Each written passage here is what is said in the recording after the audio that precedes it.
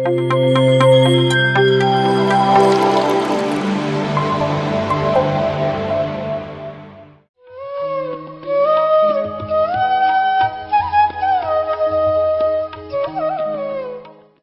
To PMC Kannada channel. ನಾನು ನಿಮ್ಮ G ಕನ್ನಡದ ಕಣ್ಮಣಿ ಶೇಖ್ ಅಭಿಷೇಕ್. ಇಂದು ನಾನು ನಿಮಗೆಲ್ಲ ಬುದ್ಧ ಅವರ ಒಂದು ಸಣ್ಣ ಕಥೆನ ಹೇಳ್ತೀನಿ. ಒಮ್ಮೆ ಬುದ್ಧ ಅವರು ಅವರ ಶಿಷ್ಯತಿರನ್ನು ಕರ್ಕೊಂಡು ಒಂದು ಊರಿನಿಂದ ಇನ್ನೊಂದು ಊರಿಗೆ ಭಿಕ್ಷಾಟನೆಗಂತ ಹೋಗ್ತಾ ಇರ್ತಾರೆ. ಅವರು ಹೋಗುವ ಜಾಗದಲ್ಲಿ ಒಂದು ಮನೆ ಇತ್ತು. ಆ ಮನೆಯಲ್ಲಿ ಭವತಿ ಭಿಕ್ಷಾಂದೇಹಿ ಅಂತ ಬುದ್ಧ ಅವರು ಹೋಗಿ ಕರೀತಾರೆ. ಆ ಮನೆಯಲ್ಲಿದ್ದ ಮನುಷ್ಯ ತುಂಬ ಶ್ರೀಮಂತನಾಗಿದ್ದ.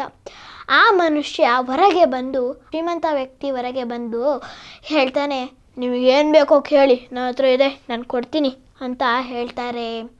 ಆಗ ಬುದ್ಧ ಅವರು ಹೇಳ್ತಾರೆ, ನನಗೆ ನಿಮ್ಮದು ಅಂತ ಏನಾದರೂ ಇದ್ದರೆ ಅದನ್ನು ಕೊಡಿ ಅಂತ ಹೇಳ್ತಾರೆ. ಆಗ ಶ್ರೀಮಂತ ವ್ಯಕ್ತಿ ತನ್ನ ಮನೆಯೊಳಗೆ ಹೋಗಿ ಒಂದು ಚಿನ್ನದ ಸರವನ್ನು ತಗೊಂಬಂದು ಬುದ್ಧ ಅವರಿಗೆ ಕೊಡ್ತಾರೆ.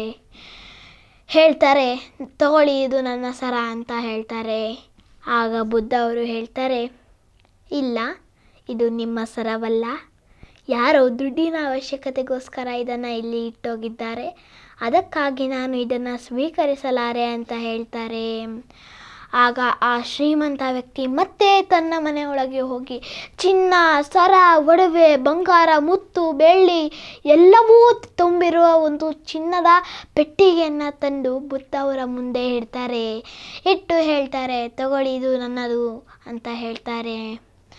ಆಗ ಬುದ್ಧ ಅವರು ಹೇಳ್ತಾರೆ, ಇಲ್ಲ, ಇದೂ ಸಹ ನಿಮ್ಮದಲ್ಲ, ಇದು ನಿಮ್ಮ ಪಿತ್ರಾರ್ಜಿತ ಆಸ್ತಿ ಅಂತ ಹೇಳ್ತಾರೆ, ಇದನ್ನು ನಾನು ಸ್ವೀಕರಿಸಲಾರೆ ಅಂತ ಹೇಳ್ತಾರೆ. ಆಗ ಶ್ರೀಮಂತ ವ್ಯಕ್ತಿ ಮತ್ತೆ ತನ್ನ ಮನೆಯೊಳಗೆ ಹೋಗಿ ತನ್ನ ಹತ್ರ ಇದ್ದ ಬಟ್ಟೆ, ಪಾತ್ರೆಗಳು, ವಸ್ತುಗಳು ಏನೇನಿದ್ವು ಎಲ್ಲವನ್ನು ತಂದು ಬುದ್ಧ ಅವರ ಮುಂದೆ ಇಟ್ಬಿಡ್ತಾರೆ. ತಗೊಳ್ಳಿ, ಇದನ್ನಾದರೂ ನೀವು ಸ್ವೀಕರಿಸಿ, ಇದು ನನ್ನದೇ ಅಂತ ಹೇಳ್ತಾರೆ. ಆಗ ಬುದ್ಧ ಅವರು ಹೇಳ್ತಾರೆ, ಇಲ್ಲ, ಇದು ಸಹ ನಿಮ್ಮದಲ್ಲ, ಇದನ್ನು ನಾನು ಸ್ವೀಕರಿಸಲಾರೆ ಅಂತ ಹೇಳ್ತಾರೆ. ಆಗ ಶ್ರೀಮಂತ ವ್ಯಕ್ತಿಗೆ ತುಂಬ ಕೋಪ ಬರುತ್ತೆ. ಕೋಪ ಬಂದು ಆ ಶ್ರೀಮಂತ ವ್ಯಕ್ತಿ ಬುದ್ಧ ಅವರ ಕೆನ್ನೆಗೆ ಜೋರಾಗಿ ಏಟನ್ನು ಕೊಡ್ತಾರೆ.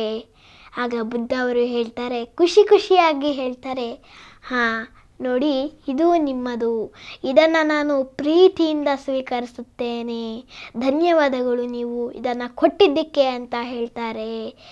ಆಗ ಶ್ರೀಮಂತ ವ್ಯಕ್ತಿಗೆ ಆಶ್ಚರ್ಯ ಆಗುತ್ತೆ.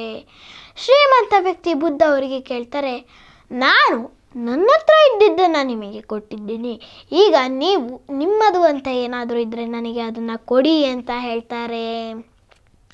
ಆಗ ಆ ಬುದ್ಧ ಅವರು ಆ ಶ್ರೀಮಂತ ವ್ಯಕ್ತಿಯನ್ನು ಪ್ರೀತಿಯಿಂದ ತಪ್ಪಿಕೊಂಡು ಹೇಳ್ತಾರೆ, ನೋಡಿ, ಈ ಜಗತ್ತಿನಲ್ಲಿ ಒಬ್ಬ ಮನುಷ್ಯ ಇನ್ನೊಬ್ಬ ಮನುಷ್ಯನಿಗೆ ಕೊಡುವುದೇನಾದರೂ ಇದ್ದರೆ ಅದು ಪ್ರೀತಿ ಮಾತ್ರ ಅಂತ ಹೇಳ್ತಾರೆ. ಆಗ ಶ್ರೀಮಂತ ವ್ಯಕ್ತಿಯ ಕಣ್ಣಲ್ಲಿ ನೀರರಿಯಲು ಆರಂಭಿಸುತ್ತೆ, ಹಾಗೂ ತನ್ನ ತಪ್ಪಿನ ಅರಿವು ತನಗಾಗುತ್ತದೆ.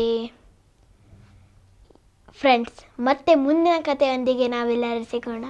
ಅಲ್ಲಿವರೆಗೂ PMC ಕನ್ನಡ ಚಾನಲ್ ನೋಡಿ, ಲೈಕ್ ಮಾಡಿ, ಶೇರ್ ಮಾಡಿ, ಸಬ್ಸ್ಕ್ರೈಬ್ ಮಾಡಿ. Thank you friends. PMC Kannada channel ಅನ್ನು ಲೈಕ್ ಮಾಡಿ, ಶೇರ್ ಮಾಡಿ, ಸಬ್ಸ್ಕ್ರೈಬ್ ಮಾಡಿ ಮತ್ತು ಮಾಡಿಸಿ.